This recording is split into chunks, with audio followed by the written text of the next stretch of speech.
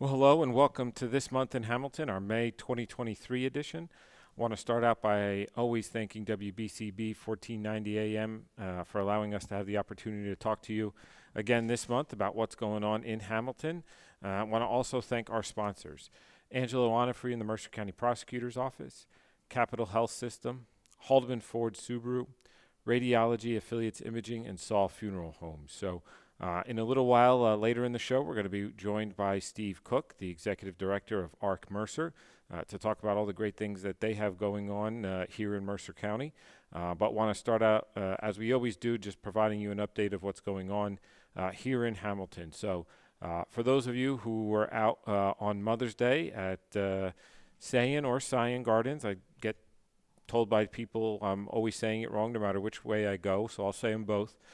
We had a phenomenal Mother's Day out there. It's the first time since 2018 that we've been able to have that event, so we hope you were able to join us. There was thousands of people at the park that day enjoying the beautiful grounds, the beautiful weather. We know vendors even ran out of some of their supplies, given that it was nice and warm, especially ice cream ran out pretty quickly. But we really hope you got to enjoy that event. And then this past Saturday, we had our Armed Forces Day. I know the weather was a little iffy on Saturday, and right at 11 o'clock when we had the event, it seemed to come down the hardest. But we still had about 100 people come out and support our armed forces, support those who are currently serving, those who have served, recognize some veterans from, we had somebody from the Korean War, a lot from Vietnam War, and all sorts of conflicts that the United States has found its way into to protect our way of life. So if you were able to make it out, thank you. We know a lot of people weren't given the weather, but really great event. And then now we roll right into another great weekend coming up right at the end of May here as we move into our Memorial Day parades. We have Groveville at 8:30 a.m., we have Nottingham at 10:30 a.m. You're already seeing the signs around town promoting those, letting you know that the roads will be closed, that there'll be traffic in that area. So if you want to be in the Yardville, Groveville area on Monday, recommend you not do it right at 8:30 in the morning. If you need to be on Nottingham Way, recommend you not do that right around 10:30 in the morning and find a different route. But it's great that our community is able to recognize and support those who have made the ultimate sacrifice for their country. The county has their Memorial Day event, Greenwood Cemetery, on Sunday morning, I think at 10 or 11 o'clock.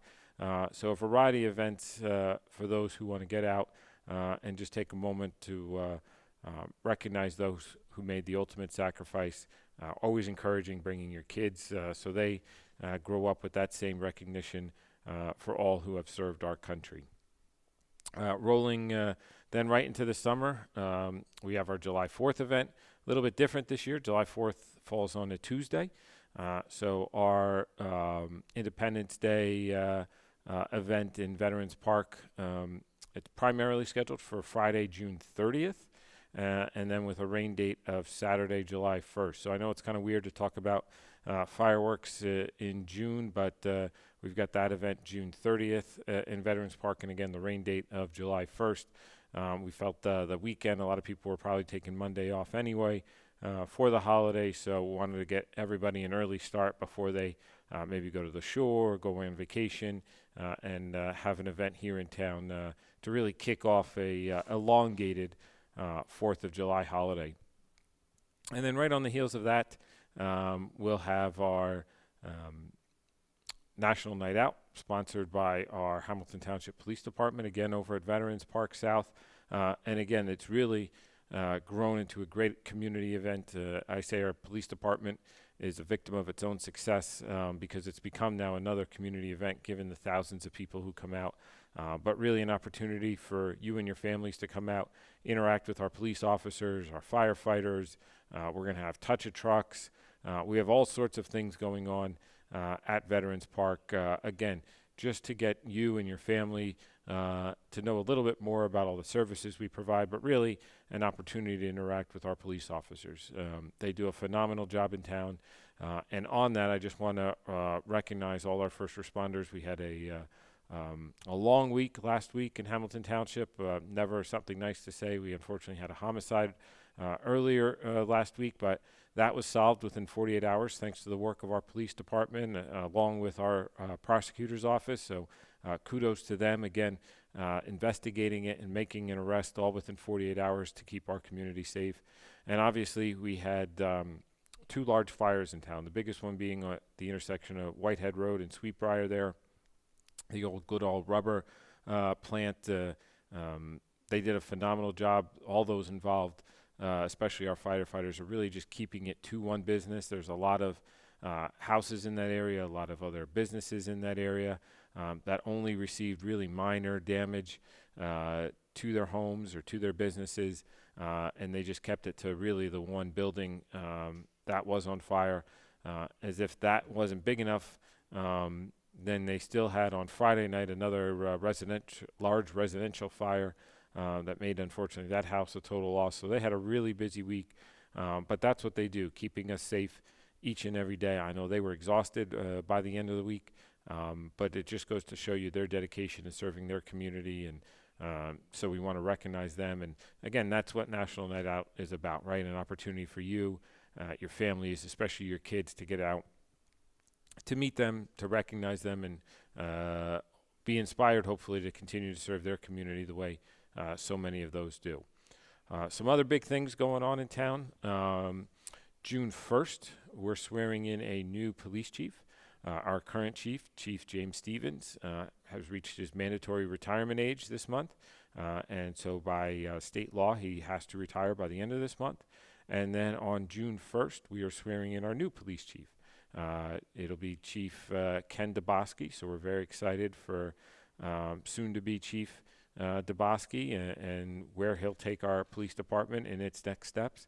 Our police department is coming up on its 100th year anniversary in 2027, and I think this will only be about the 10th police chief we've had since its initial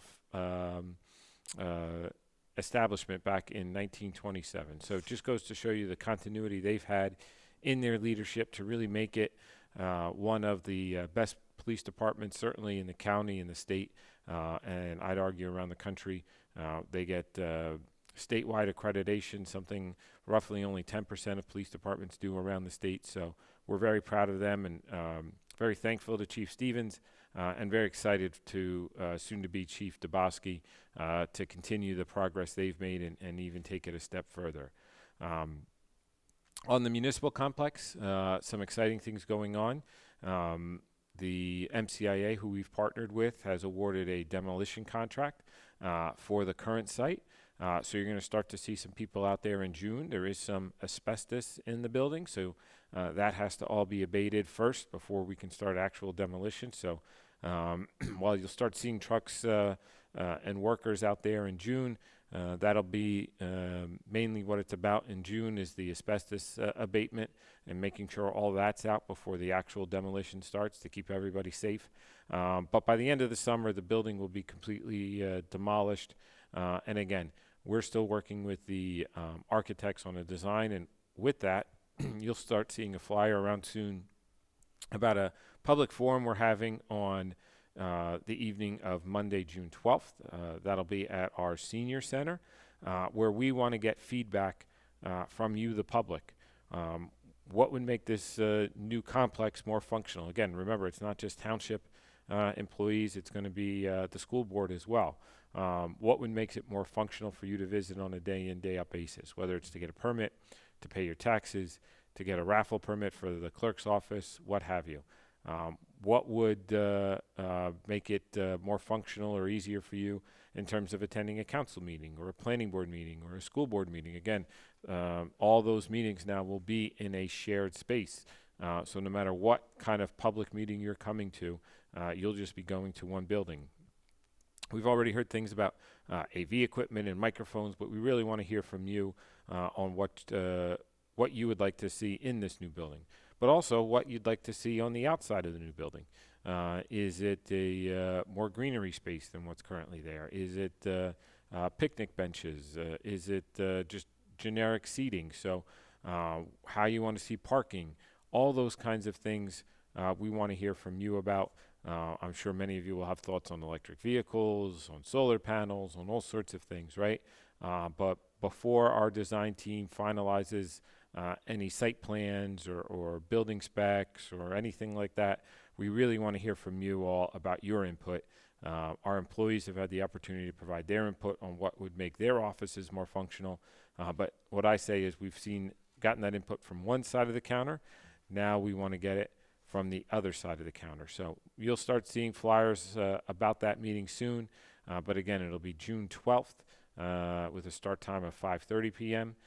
It's a public forum, and it'll be held at our senior center. So we're really excited, just again, about the continued progress of that complex. The school district has been great to work with on it, and we want to get your feedback on it as well.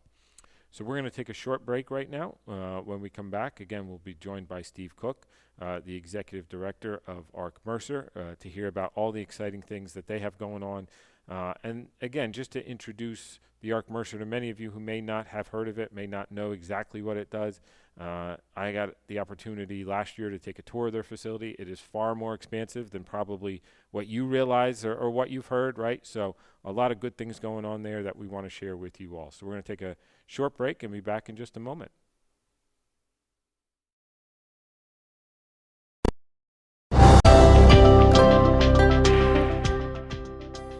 Radiology Affiliates Imaging has been part of the Hamilton community for over 50 years, with 2 convenient locations, RAI Chi Hamilton and RAI Lawrenceville.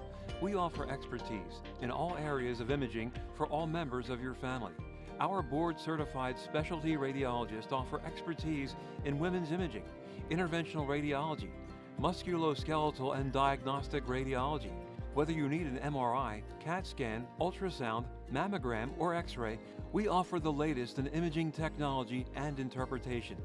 In the last 50 years, RAI has earned our place amongst the largest and most respected radiology groups in our area. For more information on all RAI has to offer, visit www.4rai.com.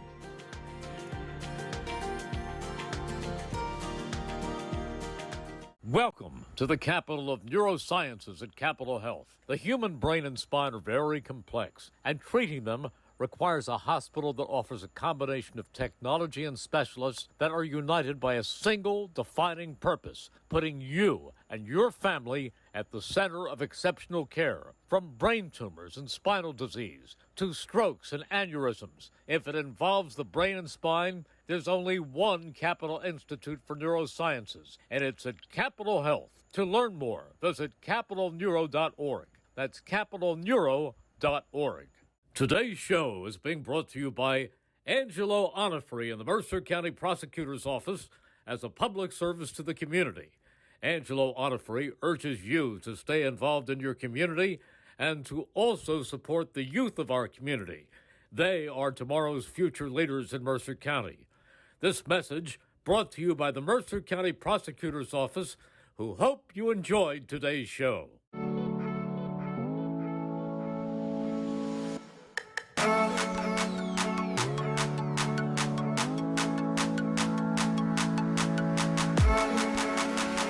Well, welcome back to This Month in Hamilton, our May 2023 edition. I want to again start out by thanking our sponsors, Angelo Onifrey in the Mercer County Prosecutor's Office, Capitol Health System, Haldeman Ford Subaru, Radiology Affiliates Imaging, and Saul Funeral Home. So, Steve, good morning.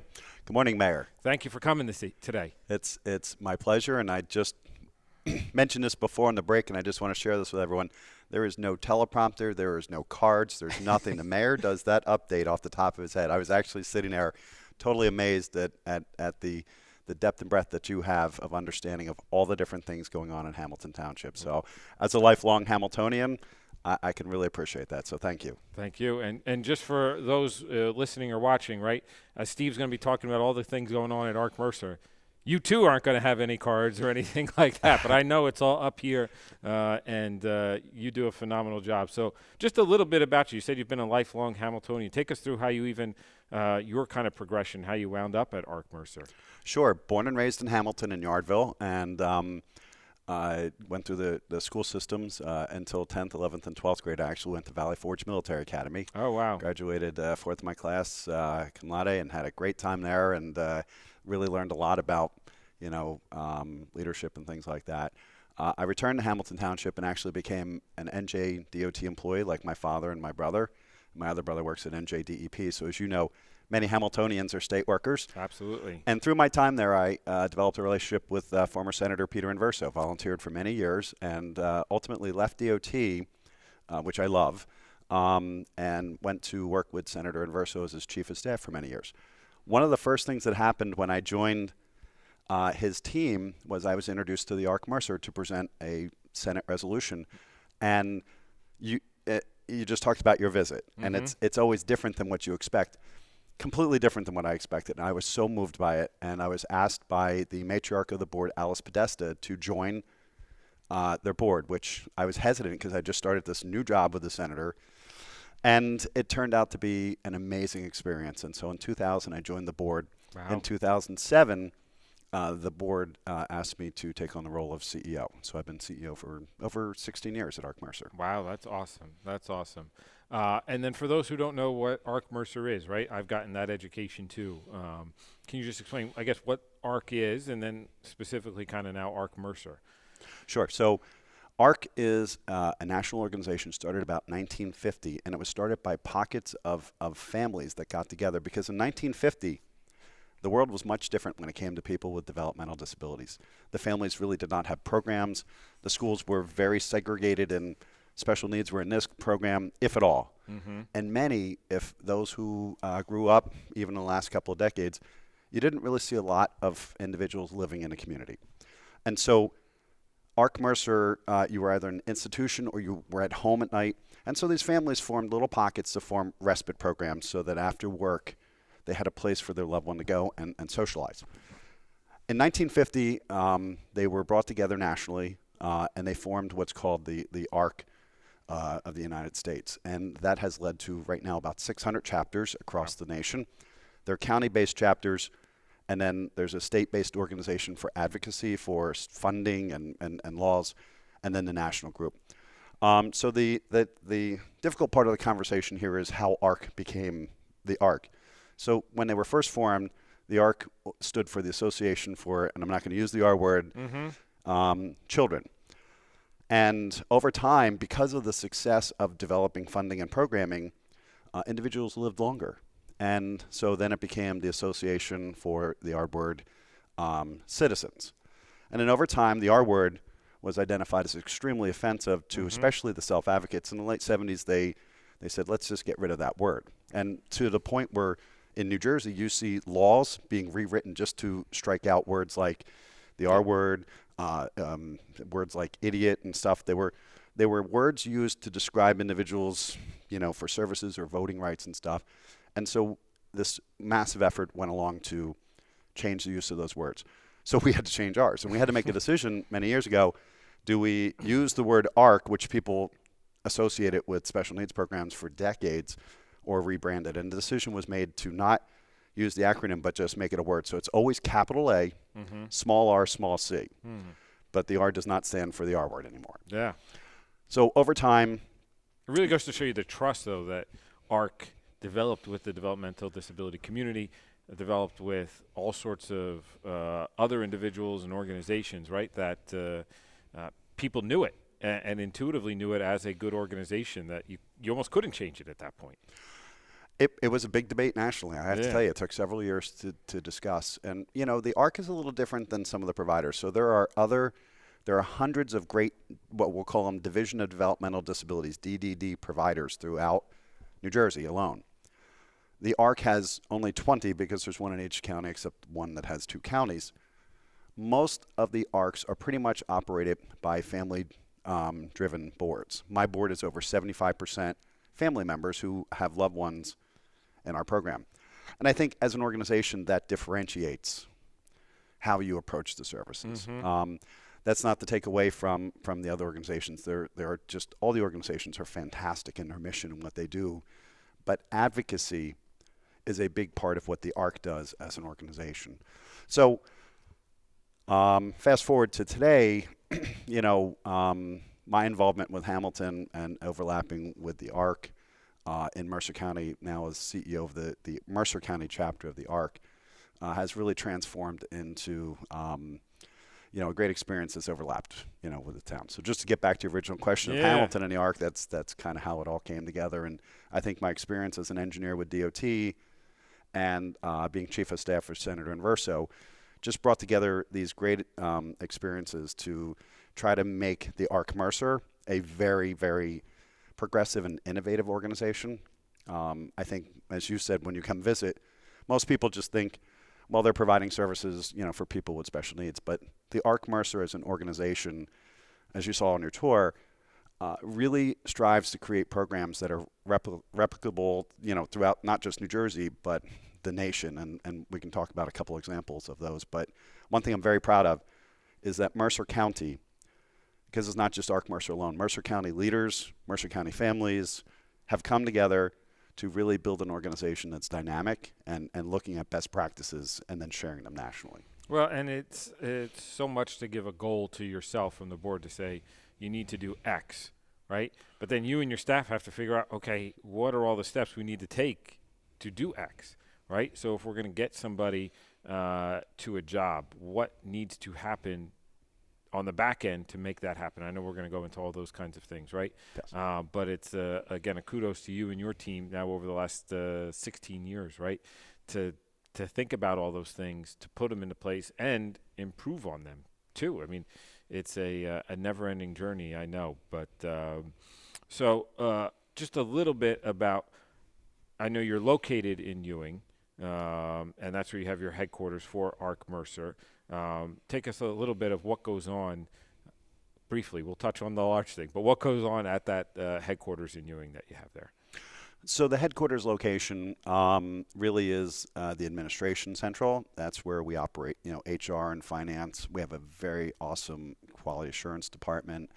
The leadership of our residential department is located there. We also have a fantastic cafe. Yep. And the nerve center of our transportation department, which we can touch on a little bit more in detail, is located there. One thing that's interesting about ARCS is we're county-based.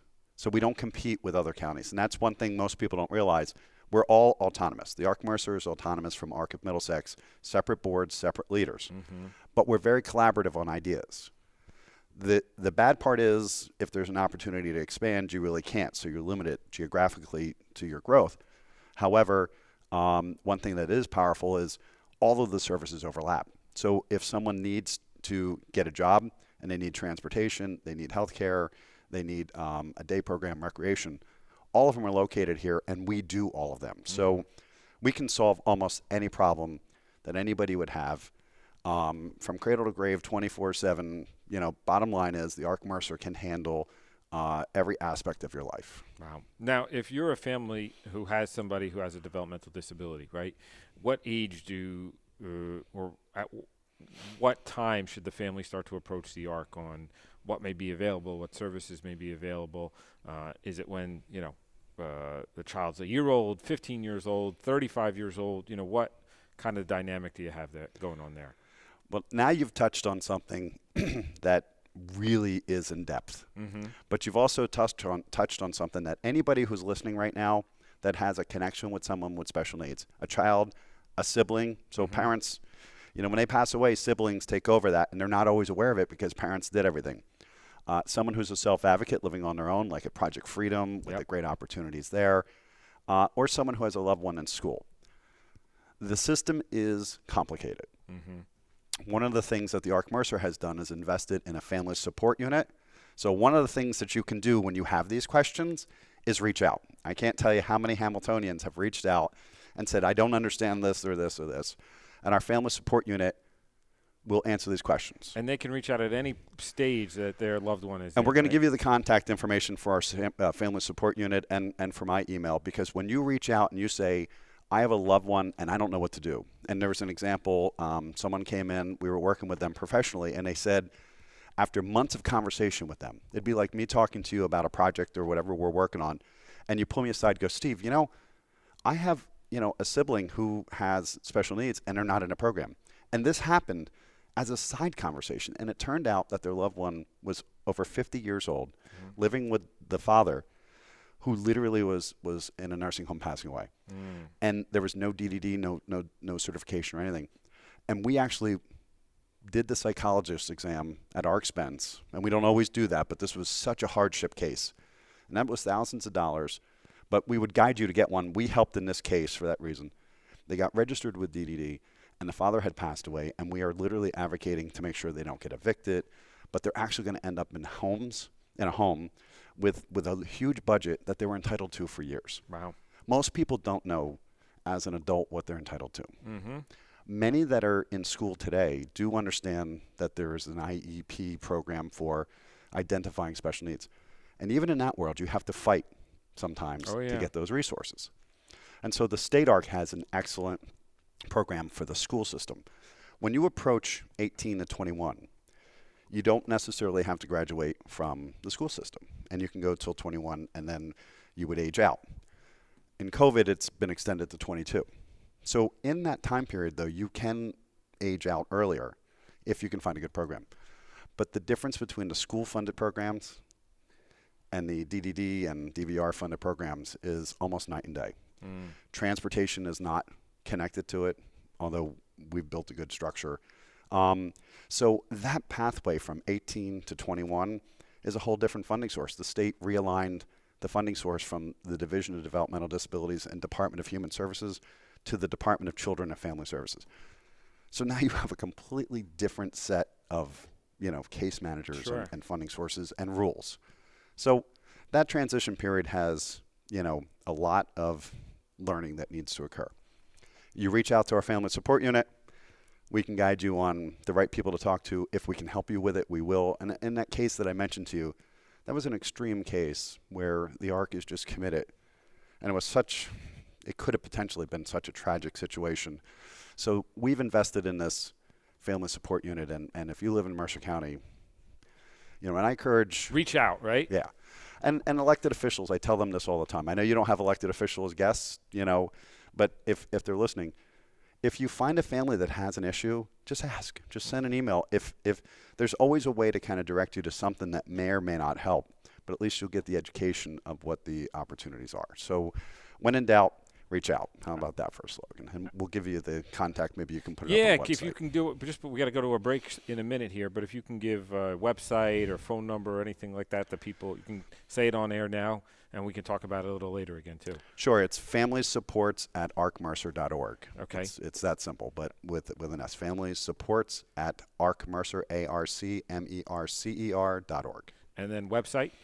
Is www.arcmercer.org.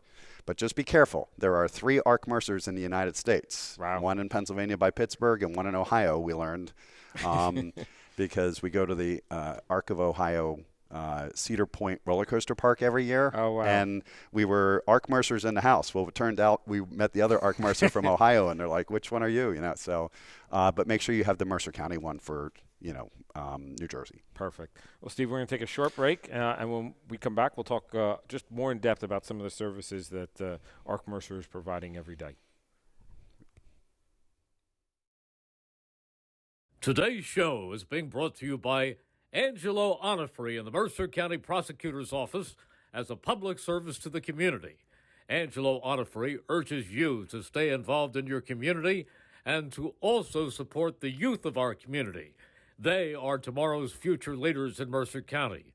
This message brought to you by the Mercer County Prosecutor's Office, who hope you enjoyed today's show. Welcome to the capital of neurosciences at Capitol Health. The human brain and spine are very complex, and treating them requires a hospital that offers a combination of technology and specialists that are united by a single defining purpose, putting you and your family at the center of exceptional care. From brain tumors and spinal disease to strokes and aneurysms, if it involves the brain and spine, there's only one Capitol Institute for Neurosciences, and it's at Capitol Health. To learn more, visit capitalneuro.org. That's capitalneuro.org.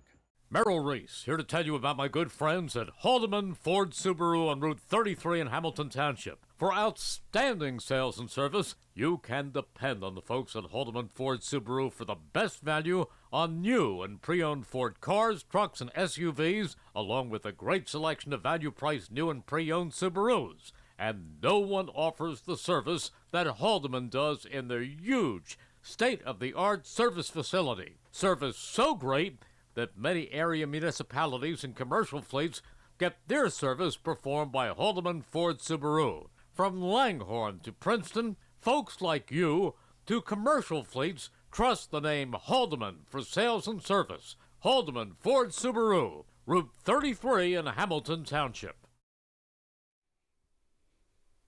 Well, welcome back to This Month in Hamilton. Want to again start out by thanking our sponsors, Angelo Onifree in the Mercer County Prosecutor's Office, Capital Health System, Haldeman Ford Subaru, Radiology Affiliates Imaging, and Saul Funeral Homes. So, Steve, we've gotten to know each other a lot, and it's because of a lot of the projects we're working on as a township, right? But not just the township, but that are in Hamilton that the ARC Mercer is working on. So, want to tee up some of those exciting things for you to talk about a little bit as well. Sure. And one of the things that I really want to share is that what a difference a municipality makes. Mm-hmm. Some municipalities don't get it.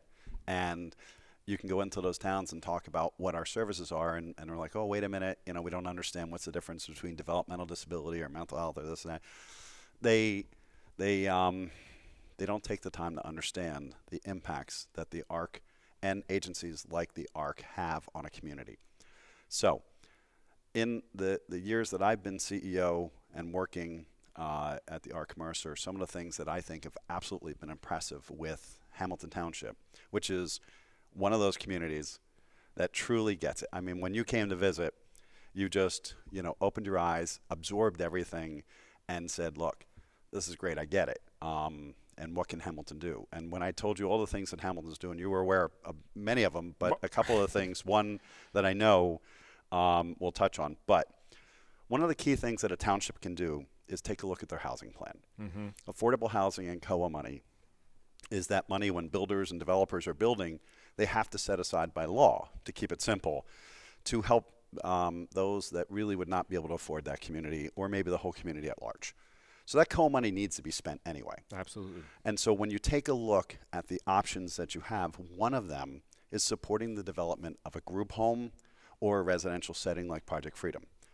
And in all my years in Mercer County, I don't think I've seen a town that has absolutely embraced the special needs community as much as Hamilton Township. And they've invested the COA money in this type of housing. And here's something people don't get. Hamilton is a big little town. I mean, you get it, we get it. The biggest little town. It's the biggest little town. It's an awesome town. It's got a real great blend. It's got a great police force, like you said. There's a lot of interactions at times you can have with special needs, and the police force are just amazing in Hamilton Township. Being a lifelong resident, unbelievable police force. So I can't say enough about them. But when it comes about the special needs community, they get it. They're there. So this investment that you're making isn't just to be in compliance with COA laws and affordable housing, or just to open the doors to an affordable housing house. COA and making that investment for residential settings for people with developmental disabilities in a big little town. You know what that means? That means when you grow up, where do you move? Hamilton. Mm-hmm. People come in, but we have had families, many, who live in Hamilton and have special needs children. Where are their children going to live? And so we know they want them to stay. Absolutely. And so when they age out of school, they need a place to live. And families will have their loved ones live with them for a long time. Parents of children with special needs are the most incredible type of person that there is. But they can't take care of them forever, and they want to see them transition to someplace. So I've got permission. So the Correva family is a perfect example of that investment of a big little town. So Fran took care of her daughter, Karen, for many years. And it was appropriate to figure out how to do a placement. And we were able to, with the help of Hamilton Township and COA funding, structure a group home for 4 individuals who live right in Hamilton, a mile away from where Fran retired to, in Hamilton. Yeah. And that investment allowed for families to stay close together. You have to make the investment anyway. There's no extra money going anywhere. It's just the decision that Hamilton made to say a big little town wants to keep the whole family together, not just senior citizens, but all the vulnerable populations like special needs. And Hamilton has been second to none. Project Freedom right up the road. Now that's not an Ark Mercer project, but that's that massive commitment to supporting special needs. And I think that is first and foremost what a township can do to be a really good partner for the special needs community and keeping a town together. You said someone mentioned you had the Miracle League director as a guest. Yep. I think you did. Yeah. Perfect example of creating recreation. So the life of someone with special needs is where you live, and you guys have figured that out. It's where you recreate. So these are the three phases, right? Where you live, work, and play, right? Work and play. That's it. And those are the three pieces. Miracle League, YMCA. They're great partners that you've invested in to make sure that special needs folks can live a full life. And then the piece of work. So the highest unemployment rate in New Jersey, in the United States, probably in the world, but I don't have that data, is individuals with disabilities. And so when you can find a way to employ people with disabilities, you've broken through that work, live, play. And so Hamilton employs, in their current municipal building, they employ individuals with special needs and have for years. These are people that have real paying jobs. They come to work every day, and they live in the community. And so you've invested in that employment. And they contribute, right, towards the community, towards the betterment of our building, the betterment of us being able to provide services, all of that. And an interesting thing, if they're not working, they're eligible to go to a day program that's going to cost $30,000 or $40,000 a year. When they're working, they don't take that payment. They don't have that expense, but they're actually earning money and paying taxes. So when you take a look at this, you say to yourself, wow, that's a super win-win-win in the world. But it's really a win for the individual with special needs. And it takes a special leader to say to everybody, look, I know this may be challenging at times, but we have to look at the bigger picture, that if we want to be a town, a big little town, they've got to have a place to live, which check that box. They've got to have a place to recreate, check that box. They've got to have a place to work, because if not, they don't live that full life. And Hamilton has made that commitment. There's two other areas, and this is the one I think you weren't aware of when you came to visit, and you've been hounding me ever since to come take a visit. So transportation and healthcare are the two biggest problems people with special needs have. Most people with developmental disabilities have Medicaid. Medicaid doctors don't get a high reimbursement. Tend not to be able to take too many people, but our folks need longer appointments. It's challenging when someone with developmental disabilities who's non-communicative is trying to tell you their stomach hurts, right? They may be dizzy and they're pointing to their head, but their stomach really hurts. We've had all that. So medical care is critical, and especially behavioral and mental health care. So Ark Mercer has one of only two committed healthcare centers to individuals with developmental disabilities. And it is located in Hamilton Township. Right down the street. And we're going to be doing our ribbon cutting for renovation we just did, and I know you've very much said you want to be there for that. Absolutely. You will be. But Hamilton Township hosts, not Mercer counties only, but one of the state's few healthcare centers specifically for people with developmental disabilities. We bill Medicaid, Medicare directly. There's no other subsidies. We do it all on. We lose hundreds of thousands of dollars a year, but the commitment is that we want to be available for it, and Hamilton has been an incredible host. We have people coming from Cape May, Essex County. Many of them now can do telemedicine because of COVID, but they would travel up for the service. And I'm really proud of the fact that my hometown hosts this. Yeah. Another thing that's incredible is transportation. You know, like the Miracle League, they say, if you build it, they will come. Not in our world. You have to have transportation too. Here comes the DOT personality.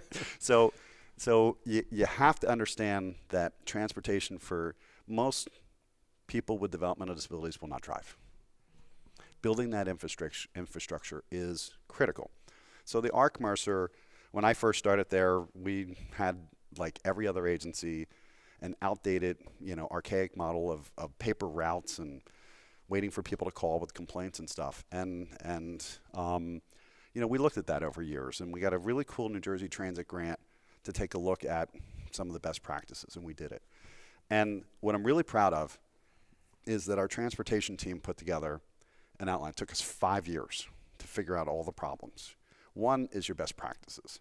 Two, there is no routing software for our field. There's medical appointments, school buses, completely different than what we do. We have to integrate group homes, people who live at home, different locations.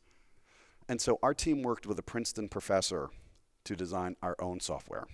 We developed our own best practices, and one day we presented it to Senator Sweeney at a Senate hearing on special needs transportation, and I'll never forget it. He had like 18 guests, and they were all talking about the problem. And he got up, because he's a parent. Oh, yeah. His daughter is a wonderful, wonderful lady, and that has been his commitment to special needs. Mm-hmm. And he got up like a dad, and he said, I'm trying to give money out to you to fix a problem. Someone tell me what the problem is. Who has a solution? I don't want to hear the problem. I want to hear the solution. And he was just a dad. And we got up, and we told him about the outcome. And the outcome led to families, their loved ones can be on a vehicle, and this is just Mercer, this is industry-wide, up to an hour and a half each way. Wow. Imagine sitting in this chair for an hour and a half and not going anywhere. Mm-hmm. You'd be and you're irritable. staring out the window. Or, You'd be a little irritable too, right? So the bottom line is we were able to get that down to 30 minutes. The travel time cut in half from $2.70 a mile to $1.32 a mile. But the safety features, everything that came in, accidents almost virtually eliminated. And we were able to create more capacity to help other agencies. When we told him that, he sponsored legislation that was passed by the Senate and the Assembly and signed into law by Governor Murphy to set aside $6 million to allow New Jersey Transit to take our process and allow us to work with them directly to replicate it to all the other agencies. Yeah. Where'd that come out of? Mercer County. Mm-hmm. Mercer County doesn't realize how much innovation for the special needs world. And it's not just New Jersey, it goes across the country we speak on that. So I'm really proud that, and it's not just Mercer alone, our leadership team, you brought it up. You have a leadership team. You speak eloquently about the issues and solutions because you have a team working with you on it. I have a great team from healthcare to transportation to residential to all the pieces that really make that difference. But I say all the time, it takes a village, right? And it's not just that employment team, right? It's parents. It's your board members. It's all sorts of people contributing to be able to care for our village here in Hamilton, but your extended village in Mercer County, right? And it just keeps expanding from there. So we're going to take our last break. I know there's a lot more to talk about, and we'll be back in just a moment and hear from Steve a little bit more.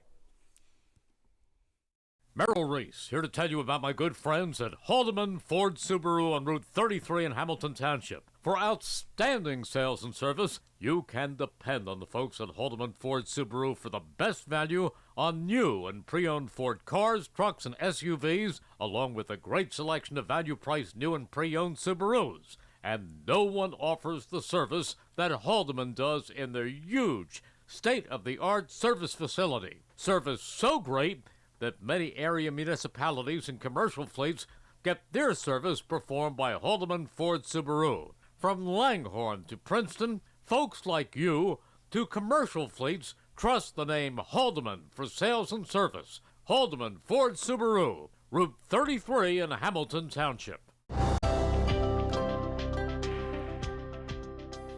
Radiology Affiliates Imaging has been part of the Hamilton community for over 50 years, with two convenient locations, RAI Chi Hamilton and RAI Lawrenceville. We offer expertise in all areas of imaging for all members of your family. Our board-certified specialty radiologists offer expertise in women's imaging, interventional radiology, musculoskeletal and diagnostic radiology. Whether you need an MRI, CAT scan, ultrasound, mammogram, or X-ray, we offer the latest in imaging technology and interpretation. In the last 50 years, RAI has earned our place amongst the largest and most respected radiology groups in our area. For more information on all RAI has to offer, visit www.4rai.com.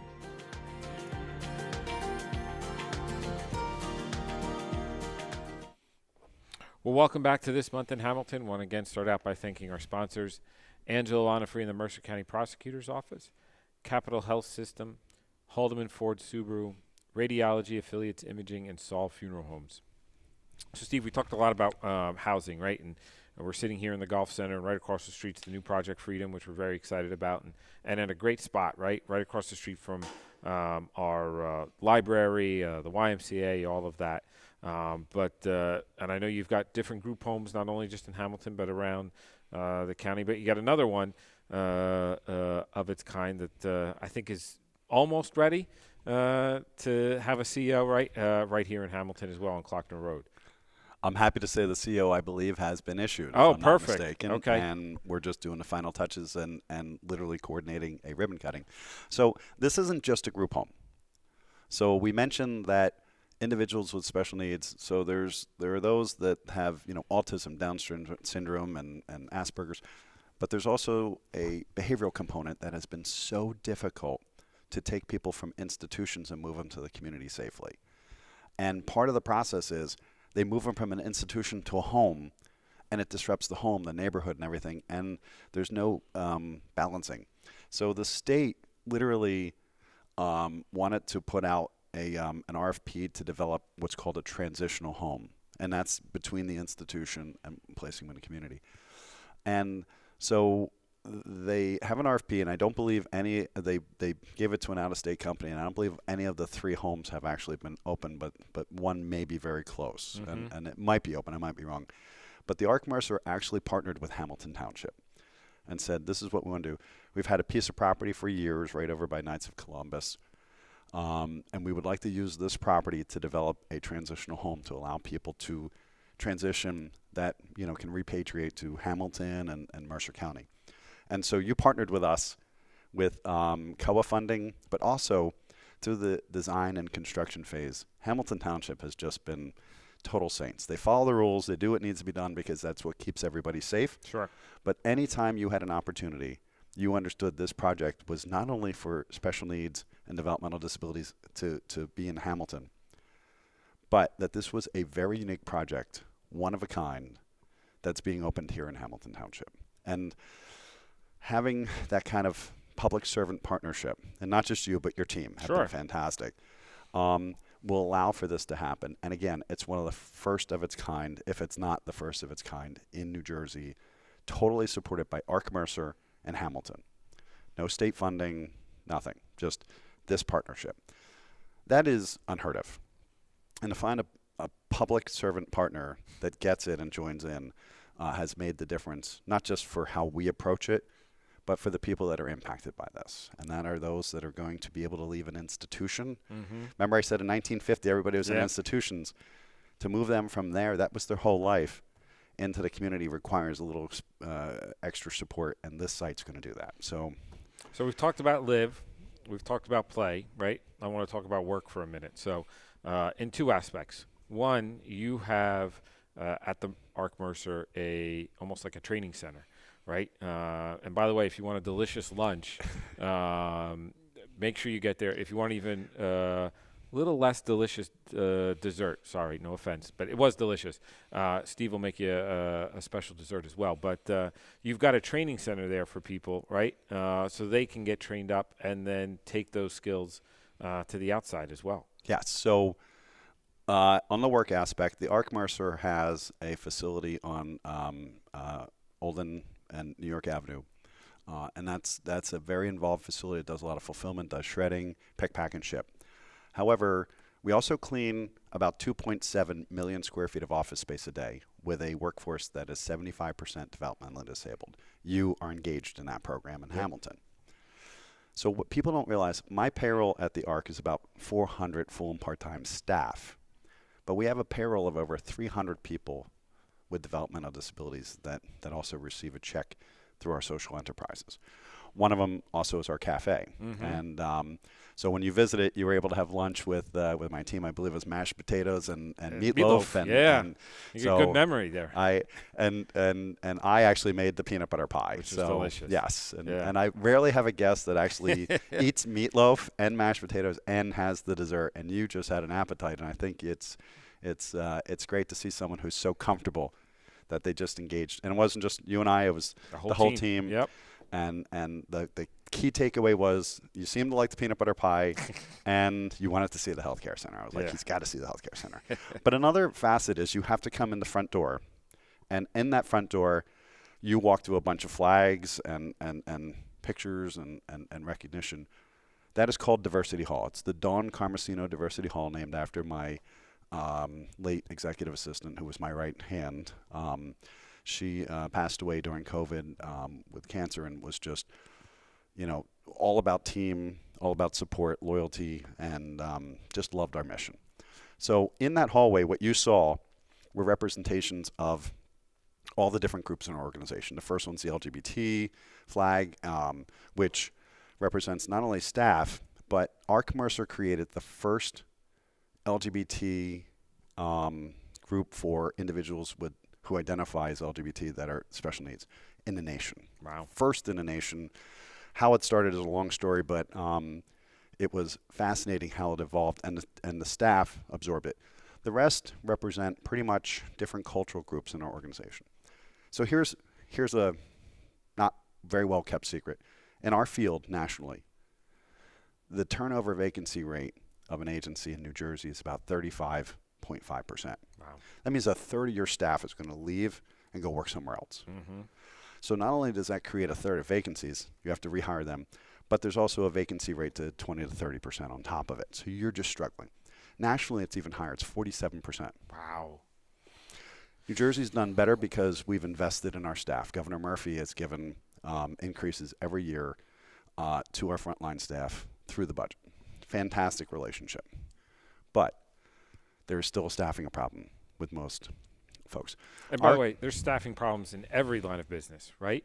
And now you put a difficult job on top of that, sometimes dealing with people with a developmental disability, and that's where you get the even greater vacancy Right. rate.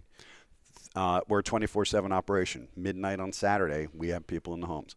So one of the things that we did is we developed, people talk about the DEI, diversity, equity, inclusion, and culture and all that. We developed a team atmosphere committee that looked at who was working with us and asked the question, how can we be a better employer? How can we make people who work with us that share your cultural background feel comfortable? Mm-hmm. And from that, we found some things that we could do to be a better employer. Things like helping them with immigration, driver's license abstracts. They don't have 3 years that's required by our insurance company. Longer leaves to go home to Liberia or Sierra Leone or Nigeria. So when we looked at this, we became a better employer. And what was amazing is these folks that worked for us then went to their churches and said, hey, come work for the ARC Mercer. They get it. And so and all these different groups, Latino, just all these groups came and started bringing other people in.